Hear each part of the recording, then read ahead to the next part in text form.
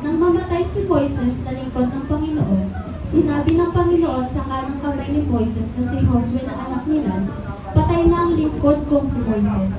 Kaya ngayon, maghanda kayo, ikaw at ang lahat ng Israelita sa pagtawid sa ilog ng Jordan papunta sa lupain ibibigay ko sa inyo. Ayon sa ipinangako ko kay Moises, ibibigay ko sa inyo ang lahat ng lupain mararating ninyo, at sila nga'y naghanda na sa pagtawid sa ilog Jordan. Alalahanin niyo ang sinabi ni Moises, na lingkod ng Diyos. Sinabi niya na ibibigay sa inyo ang lupain. Ang lupain.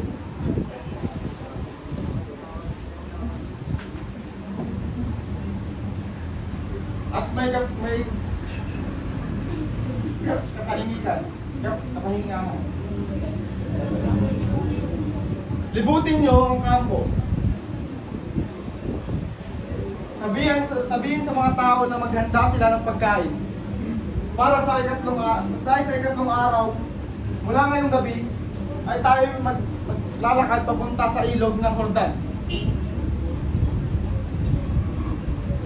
At ang aakinin ang lupang ibinigay sa atin ng ating Panginoon na Diyos.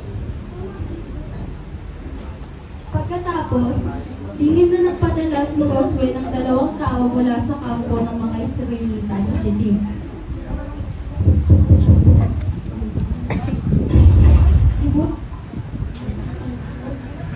Mula sa kampo ng Israelita para mag-espiya sa lupain ng Kanaan, lalong-lalo na sa lungsod ng Jericho. Nang makarating ang 2 espiya sa Jericho, nakituloy sila sa bahay ni Rahab na isang bayan.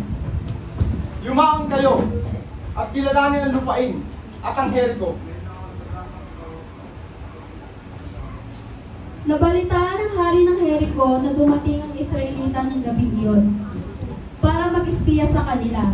Kaya nagpadala ng mensahe ang hari kay Rahab na sinasabi,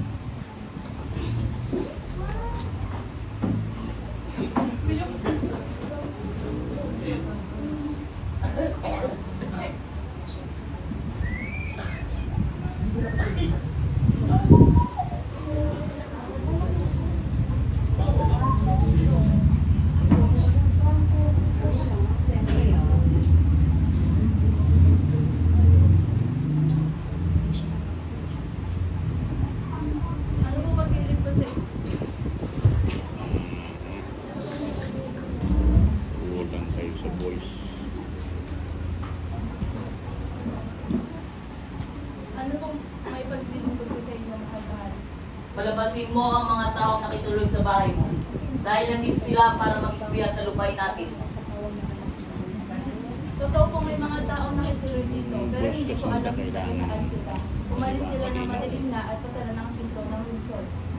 Hindi ko alam kung saan sila pupunta, pero kung susundan nyo agad sila, mapupuntahan nyo agad sila. Hanapin ang mga espiya. Masusunod po. Ano pong ginagawa ng mahal na hari? Wala pong mga espiya dito. Tumigil ka, ako ang masusunod dito.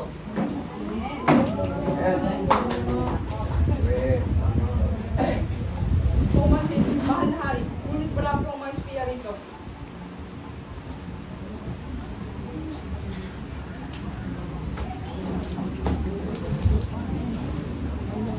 pero ang totoo, itinago ni Rahab ang 2 espiya sa bahay niya at tinangpan niya sila ng mga pinagputol-putol na mga halaman na ginawa ng telang linen na pinatuyo niya roon. Umalis ang mga tauhan ng hari para habulin ng 2 espiya. Bago matulog ang 2 espiya, pumunta si Rahab sa kanila at sinabi, Lumabas na kayo, wala na sila.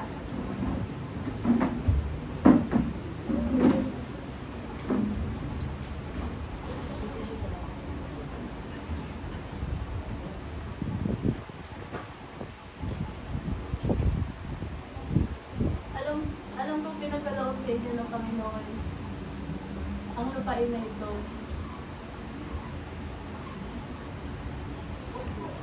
Kaya labis nila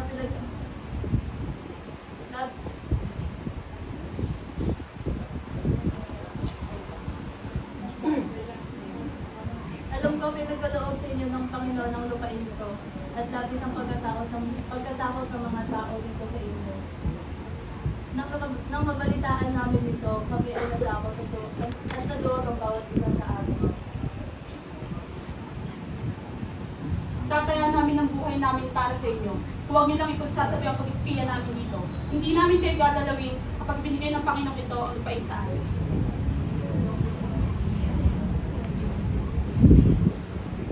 Huwag kayong mag-alala. Tutuparin namin ang aming mga ipinangako kung tutuparin niyo ang ipinangako niyo sa amin. At upang matupad yun, kailangan niyo gawin ng mga bagay na ito.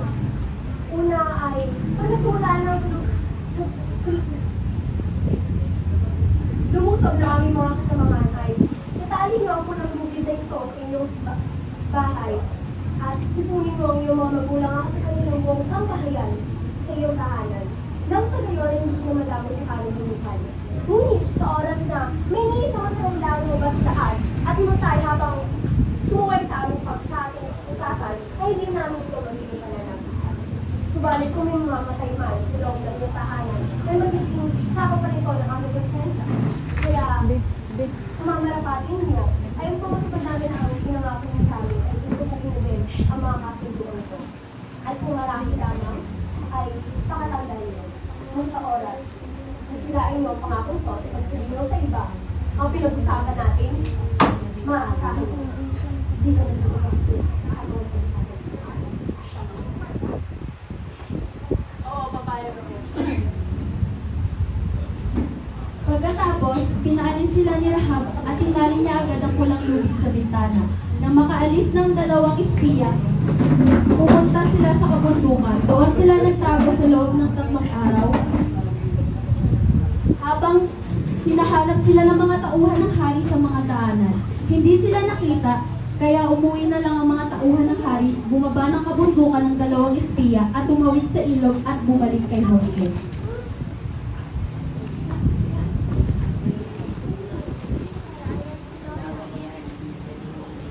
Maaga pa'y bumangon na si Josue at ang lahat ng Israelita. Umalis sila sa Shittim at pumunta sa ilog ng Jordan. Nagkapumula sila roon. Magsigising kayo. Kayo aalis na. Magsigising kayo.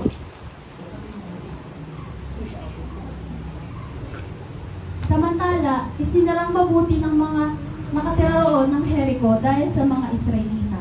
Walang makapasok o kaya'y makalabas na mga tao sa lungsod.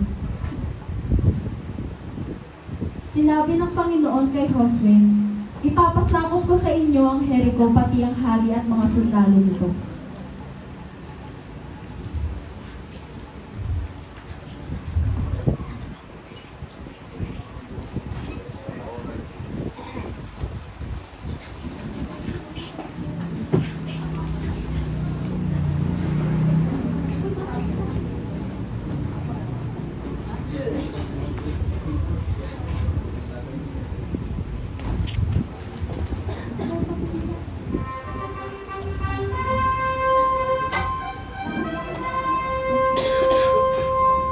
Dalhin niyo ang kahon ng kasunduan.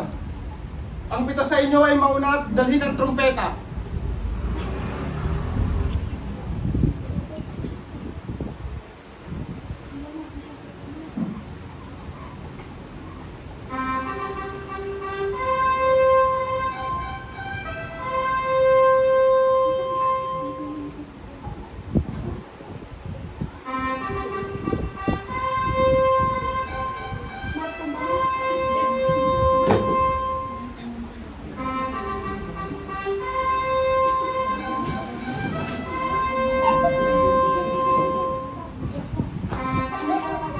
Sumigaw kayo at sa atin na ang lupain na ito.